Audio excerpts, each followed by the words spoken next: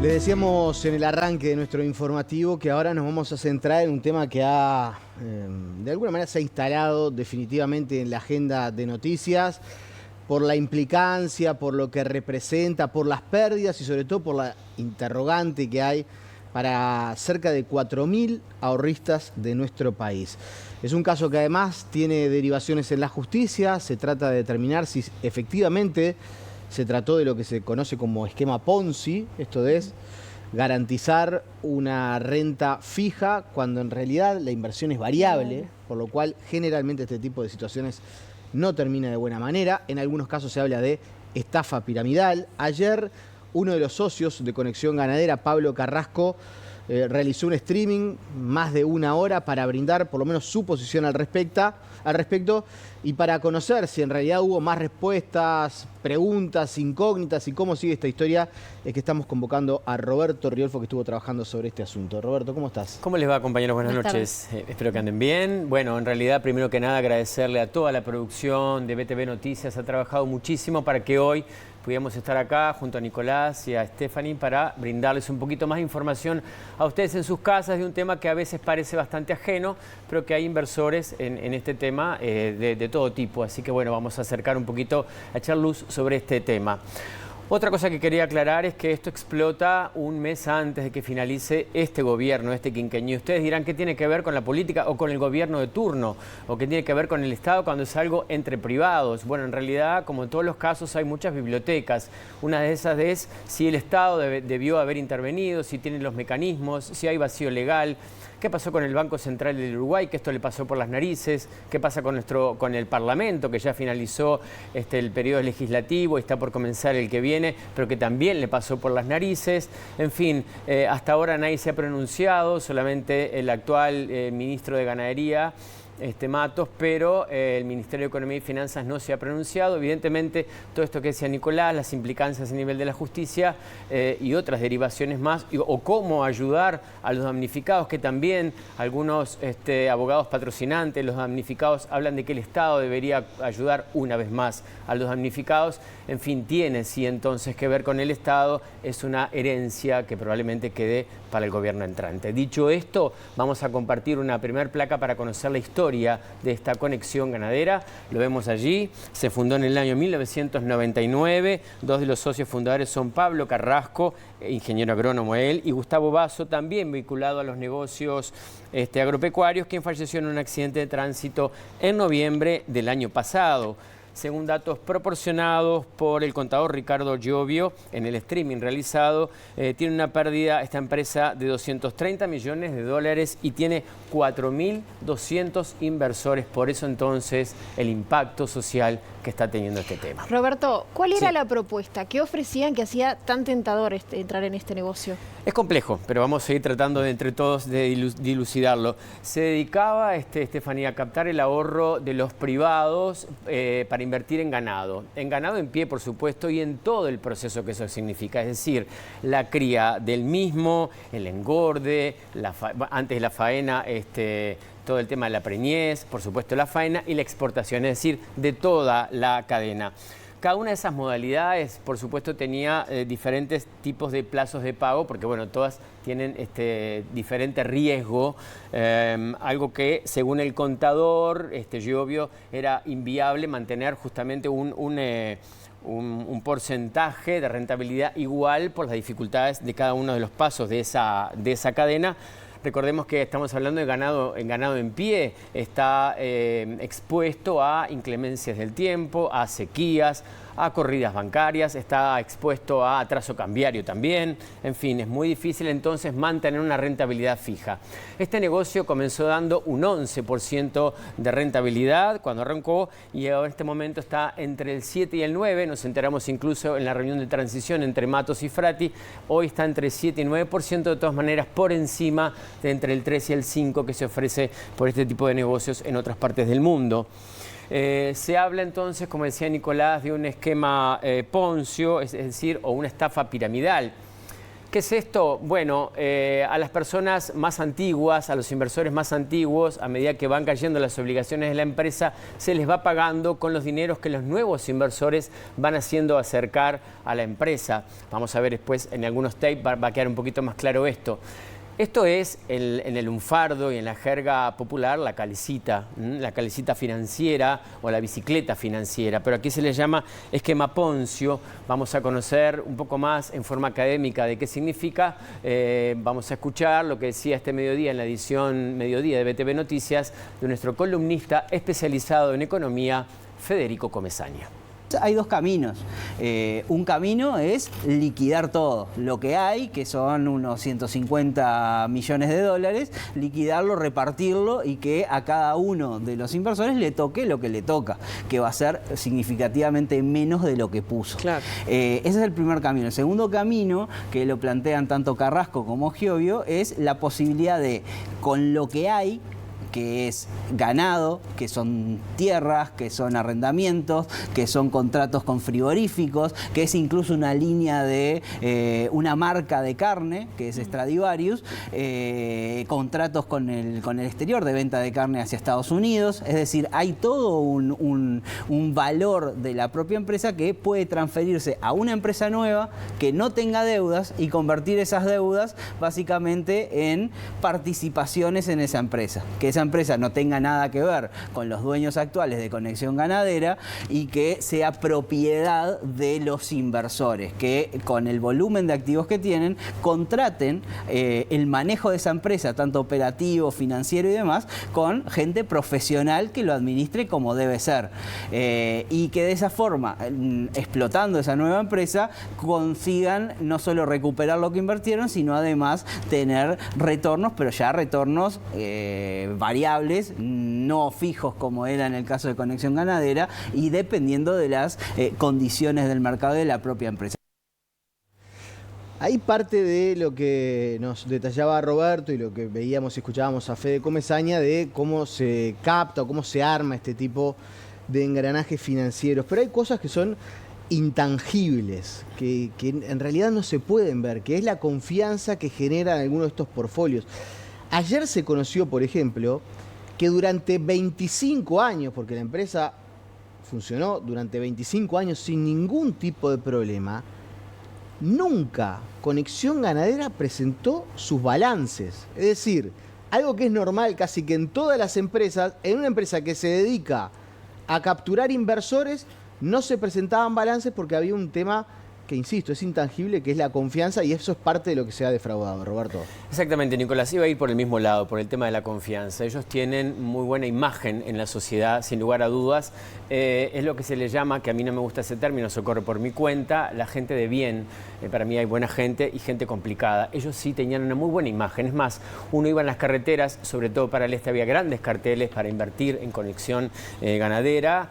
Parecía una cosa sumamente sólida, sin lugar a dudas. Y también convengamos que hay un gran vacío legal con respecto a este tema y creo que también entonces en ese caso los inversores están un poco desprotegidos. Vamos a compartir parte de las explicaciones que el matrimonio, porque no solamente Pablo Carrasco, su señora también está implicada en este negocio. Ambos visitaron el programa En Perspectiva que conduce el colega Emiliano Cotelo y allí entonces vamos a entender un poquito más. Lo vemos. El negocio de Conexión Ganadera se basaba principalmente en la confianza hacia los propietarios y en los resultados que hasta el momento la empresa había brindado. Carrasco y su esposa en mayo de 2022 explicaban cómo se podía invertir en una entrevista con Emiliano Cotelo. Esto es una inversión que el mínimo es $15.000. Tenemos muchos pequeños ahorristas de 15, de 50. Ese es nuestro promedio. Entonces hace que sea muy interesante para profesionales, para gente joven, para taxistas, para gente que...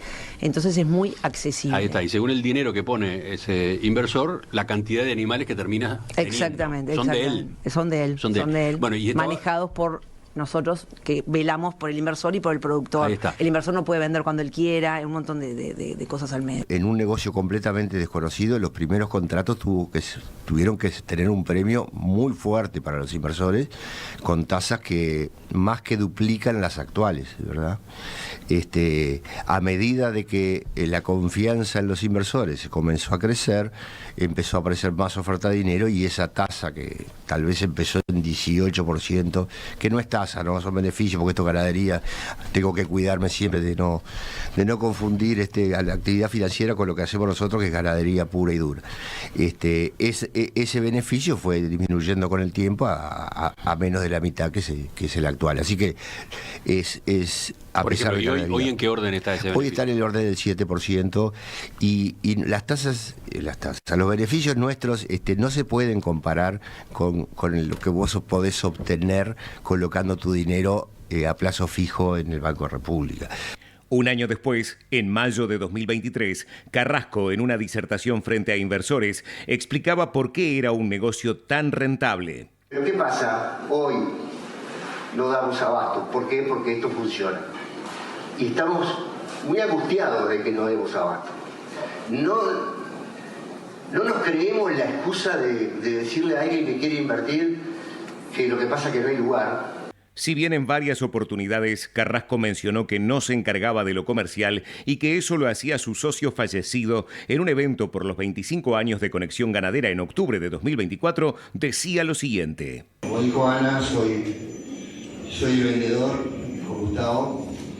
A nosotros nos miran fijo 15 segundos y le pedimos plata. Ese es nuestro talento.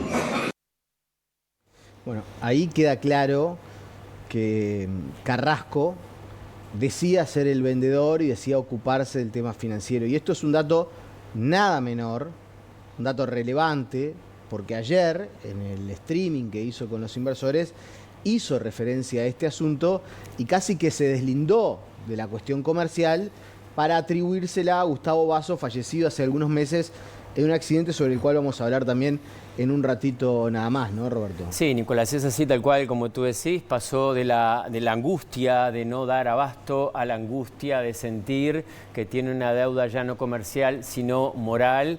Lo dijo en ese streaming que decía Nicolás, estuvo durante casi 1 hora y media hablando con alrededor de unos 100 inversores. Compartimos parte de este streaming. Aquí estoy, quería poner la cara, no me voy a ningún lado, eso seguro, porque yo soy el 50% de Conexión Ganadera y por lo tanto responsable y con una responsabilidad asumida, sin importar cuál era mi tarea en la empresa. ¿Qué quiere decir responsabilidad total? Frente a los inversores y frente a la justicia. La primera culpa que yo tengo clara y que ya asumo es la negligencia y la omisión de cosas que hicimos mal, pero con Gustavo Basso, mi socio, tuvimos un acuerdo tácito durante 25 años en que yo era el hombre del terreno, de campos que crecieron hasta 75.000 hectáreas y que me demandaron mucho de mi tiempo, como lo de armar una marca de carne, y todo eso era lo que yo sé y sabía hacer. Él tenía una habilidad comercial indiscutible y el manejo de las finanzas. Yo sentí la obligación legal de ir a un concurso. Eso creo que ya es bastante inevitable, pero no les puedo garantizar que ese concurso no es para erosionar los activos que respaldan, sino para todo lo contrario. Yo dejaré el pellejo para que esta solución que se tome o este camino que se siga por parte de los inversores pueda llegar al mejor fin posible, pero me interesa la cristalinidad que tienen que tener y por eso en mis prioridades está tener esa auditoría jurídica o de la justicia por el caso. Otro de los que habló vía streaming es el contador, justamente, me refiero a Ricardo Giovio, que fue contratado por Conexión Ganadera para determinar la situación financiera de la misma. Él dijo que es muy difícil llevar a la empresa a una auditoría y afirmó justamente que tener una renta fija en este tipo de negocios es muy complejo, por eso que hablamos, por las variables que tiene, que son tan inestables. Dijo que esto sería también el lunfardo como una timba y ya sabemos, decía Giovio, cómo terminan las timbas. Lo escuchamos. Seguramente inició como un proyecto viable, en un momento se empezó a perder plata, la liquidez pasó a ser el problema principal, ahí ya el negocio no lo miraban tanto, y sin haber empezado con un esquema Ponzi, terminó en un esquema Ponzi. No hay dos lecturas, tapo lo que me falta con lo que entro. Es un esquema Ponzi al final del día. Este no es un problema de liquidez, es un problema de solvencia. No, que lo del Arrarte, no, que lo de Vaso. A ver, no, nada de eso. O sea, lo único que hizo la liquidez fue desnudar el problema que había. Acá no es que tengo más gente que me está pidiendo la plata y por eso no me falta lo que me falta. Acá me falta lo que me falta y esto lo único que hizo es acelerar un proceso que podía demorar unos días más. Un mes más, 2 meses más, podemos discutir cuánto más podía durar. Pero imagínense que esta empresa, con los niveles de pasivos que tiene, paga 4 millones de dólares por mes de intereses, más una corrida de 10, 15 millones de dólares de vencimientos que no van a renovar, esta gente precisa 20 millones de dólares por mes. O sea, ¿qué puede durar? ¿1 mes, 2 meses? O sea, no es un problema de liquidez, es un problema de solvencia y es grave. Todos aceptamos que esta empresa no tuviera información. Y basamos todas nuestras decisiones en el prestigio y en los antecedentes. Para quienes trabajamos en crédito sabemos que esto no representa más del 10% de una decisión. Pero acá no hay balances, acá no hay informes de cómo están los fondos. Acá lo que hay es prestigio, antecedentes y cumplimiento. 25 años pagando, son gente bien, saben lo que hacen y con eso fuimos todos para adelante. El asegurar renta fija con renta variable y es una timba. Las timbas terminan como terminan todas las timbas. Una auditoría, yo soy un ex-Price, en estas condiciones primero habría que preguntarse si esta empresa es auditable. Si me pregunto, yo diría esta empresa no es auditable porque su balance no refleja la realidad. Va a ser un antes y un después. Se cayó la empresa más grande del país en un rubro y donde estos son los números más grandes después de la crisis bancaria. Bien, lo acaba de decir Giovio y en esa misma línea fue el futuro ministro de Ganadería en la reunión de transición que nombraba en el propio ministerio. Le pregunté si no era muy alarmista hablar de que esto era asimilable a la corrida bancaria del año 2002. Me dijo que tal vez la palabra era bastante alarmista, se arrepentía de ese término tan fuerte, pero en realidad también recordó, y es cierto, lo dijo en la prensa, el actual presidente de la Bolsa de Valores de Montevideo, Ángel Urraburu, fue por el mismo lado, que esto es una especie de corrida bancaria como la del 2002, pero bueno, lo acaba de decir Giovio con estos inversores.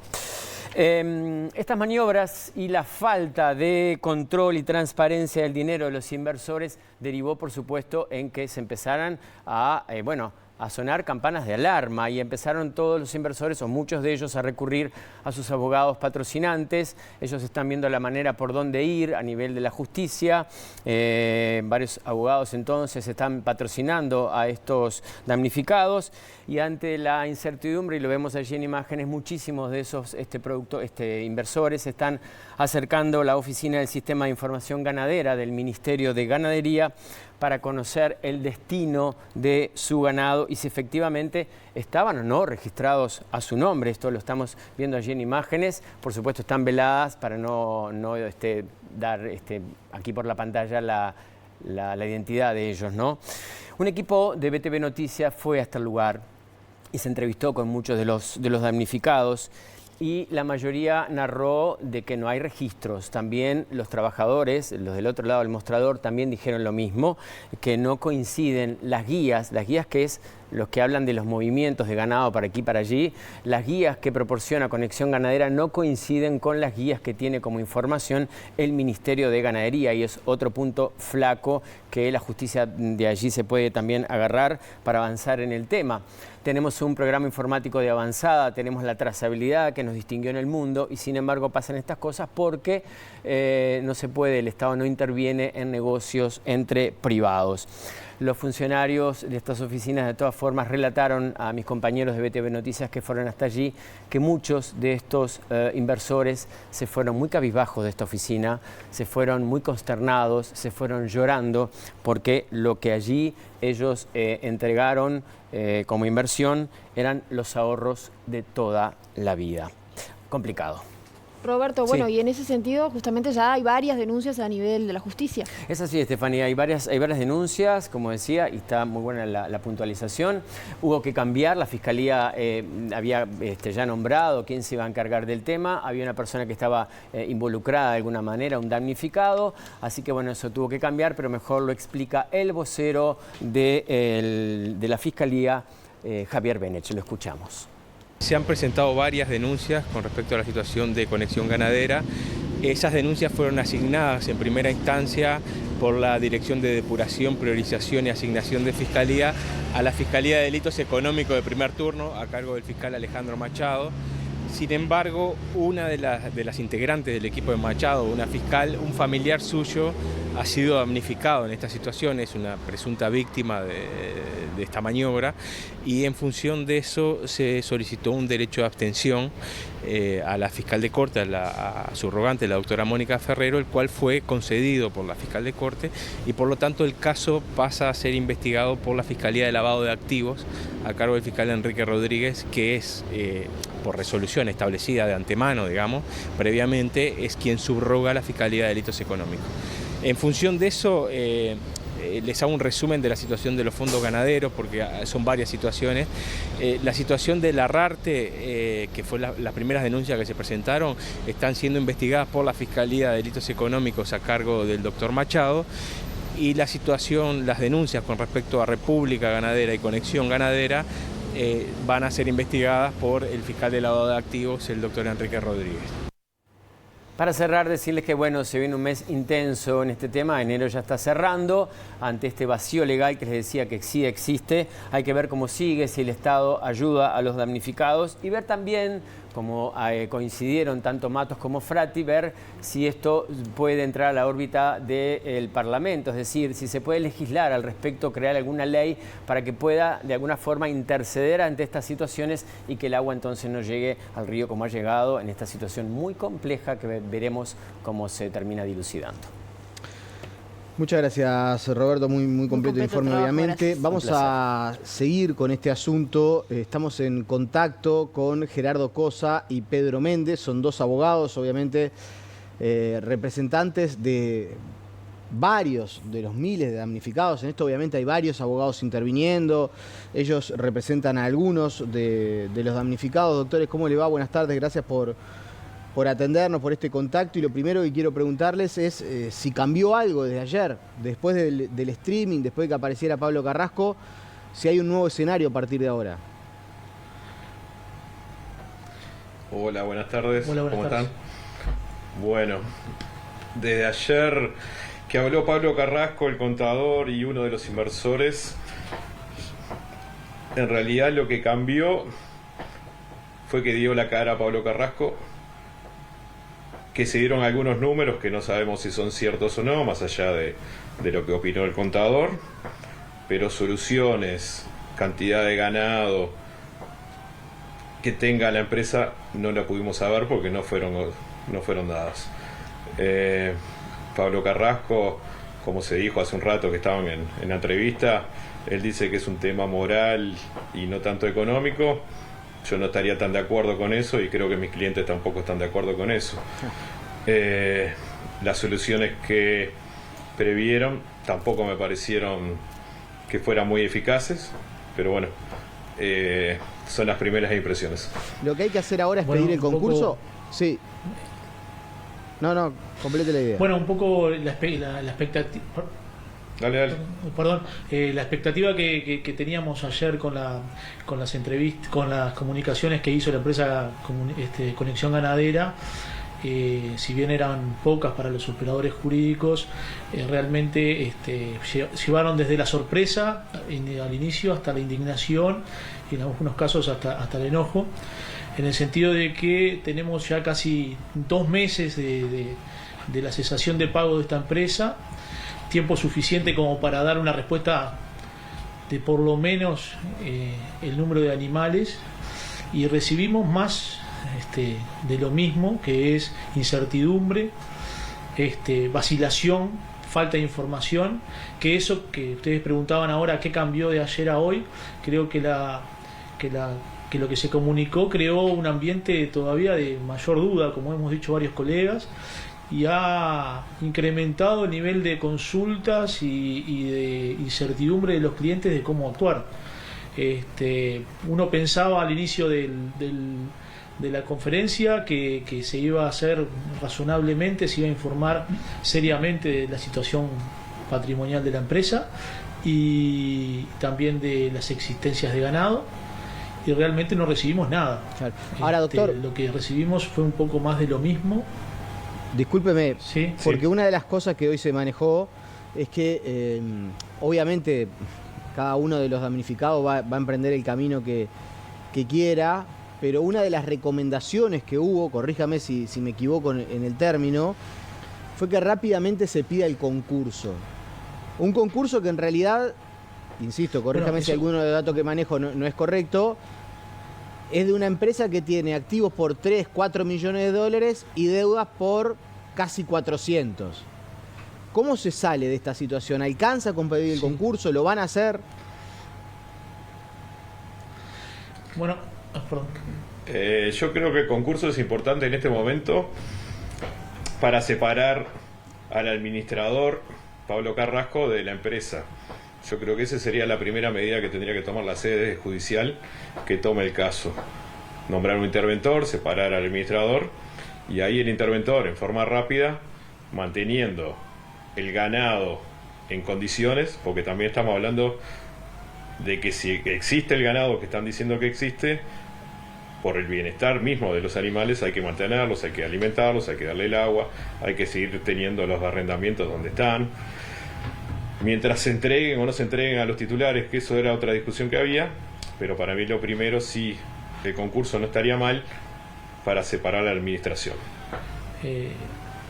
A ver, como vuelvo a reiterar a lo que decía antes, la medida que uno esperaba en la conferencia de ayer era específicamente que comunicara la Conexión Ganadera y alguna de sus empresas que se había presentado a un concurso voluntario, que había hecho los estados contables correctos y que podía determinar hoy la situación, y como entendemos todos los colegas que estamos actuando, todos los operadores jurídicos, era la vía que nos va a permitir ordenar todo este caos que se ha creado. Vuelvo a reiterar, y esto es claro para nosotros, es por orden y por cuenta de la conducta que ha desarrollado Conexión Ganadera a lo largo de todos estos 2 meses, que ha creado un ida y vuelta, que ha mostrado conflictos entre los administradores, que no le da respuesta clara a los inversores, y que, bueno, con respecto a la segunda pregunta o la segunda parte de la pregunta que tú hiciste, quien sepa hoy las existencias de ganado reales y los números reales de pasivo y activo, claramente ellos fueron los que señalaron que desconocían los números reales. O sea, me remito a lo que fue la conferencia del contador ayer. Él sostenía que la empresa no era auditable, y como ustedes comentaban hace un rato antes, realmente reconoció la desviación de fondos hacia proyectos particulares de los administradores, como por ejemplo era la carne, frigoríficos, que realmente, bueno, la justicia penal investigará, la justicia civil también, y bueno, eso demuestra la falta de control total en los movimientos de los activos, que, como también se dijo en la conferencia, no utilizaban el sistema bancario, y realmente los fondos que utilizaban eran los de los inversores que hoy se preguntan el 100% en dónde están parados, y es increíble que a más de 2 meses la empresa no tenga información exacta y precisa de su situación. Realmente uno, la experiencia de concursos, esta es una de las pocas veces que en definitiva sucede esto, esta imprevisión, esta situación no es normal. Buenas tardes, Stephanie, los saludaba por acá. Les consulto primero si manejan la posibilidad de algún tipo de demanda al Estado, y también cuál fue el rol del Banco Central y qué opinan acerca de la devolución, de la respuesta del Banco Central en ese sentido. Bueno, yo creo que en definitiva hoy es un momento, y creo que ustedes también lo estaban comentando hace un ratito antes. Creo que es momento hoy de tratar de solucionar el tema que tenemos. Y no sé si el término correcto es decir es tarde para hoy ya cargar responsabilidades al gobierno. Creo que se tiene que trabajar en conjunto en analizar hoy la situación que se tiene, pero principalmente que no vuelva a pasar. Esta situación de no control podrá entenderse, hay que separar, en nuestra opinión, hay que separar lo que se llama control de regulación. El control sí, creo que todos los operadores estamos de acuerdo en que el control era necesario, debió hacerse y no se hizo. Bueno, el tema es que controles, como surge en la prensa y en los comunicados del Banco Central, hubieron. El punto fue si eso fue suficiente como para encuadrar dentro. Hay 2 tipos de situaciones jurídicas en lo que es la contratación de conexión ganadera. La primera es un contrato netamente, vamos a decirlo, financiero, y el segundo es una capitalización de ganado, que en definitiva lo que hacía era que justamente la última era que los inversores eran propietarios de su ganado, y la segunda era una típica inversión que se decía como equivalente al ganado, pero que realmente respondía a una operación que, digamos, lo único que tenía era una rentabilidad fija como cualquier préstamo normal, común y corriente de cualquier empresa financiera. Eso es una opinión personal. Que tendría que haber habido controles. Bueno, eso hoy con el tiempo capaz que ahondar en el tema de lo que fue el funcionamiento de esta propia empresa. Pero vuelvo a reiterar, creo que hoy en una etapa de transición entre un gobierno y otro, lo que tienen que hacer es trabajar en conjunto los efectos de lograr, como se sostenía, que todo el espectro político justamente controle o formule una ley que permita controlar este tipo de inversiones, porque lo que tuvimos hoy fue un bombazo en un sistema de captación de inversión que lo utilizaron uruguayos y que vieron frustrada totalmente su inversión, o sea, vieron frustrada en el sentido de que hoy no pueden recobrar las rentabilidades anuales, y está en definitiva en duda cuánto se va a recuperar de esto, ya sea en uno o principalmente en los contratos de financieros, que le digo yo. Cosa ya para cerrar, quiero preguntarle por un tema que es... Perdón, quería decir una cosa antes. Sí, lo escuchamos. Perdón, quería agregar una cosa. Otra cosa es la regulación, en eso sí es diferente. Por eso yo remarcaba la diferencia entre control y regulación. Creo que la regulación en sí debe ser cuidada y debe mantenerse dentro de lo posible, seguir manteniendo la autonomía de las partes y la prevalencia del derecho privado. Creo que lo que se necesita es reglamentar específicamente el control de estas operaciones en una forma ahora un poco más específica, pero bueno, es eso lo que quería agregar. Perdón que lo corté, pero quería última, dejar definido eso. La última, simplemente de un tema que no es tan sencillo de profundizar, es sensible porque involucra la muerte de una persona. Pero ayer el mismo Pablo Carrasco lo planteaba, esto de Gustavo Basso se encargaba de todo lo que era lo financiero, yo me encargaba de todo lo que era lo productivo, lo ganadero. Sobre la muerte de Basso se habla bastante, fue llamativa en una ruta, en un automóvil de último modelo, chocando con una maquinaria vial. Hay quienes dicen que no se investigó lo suficiente. Usted que conoce el caso, ¿tiene opinión formada al respecto? ¿Le deja alguna duda esa muerte?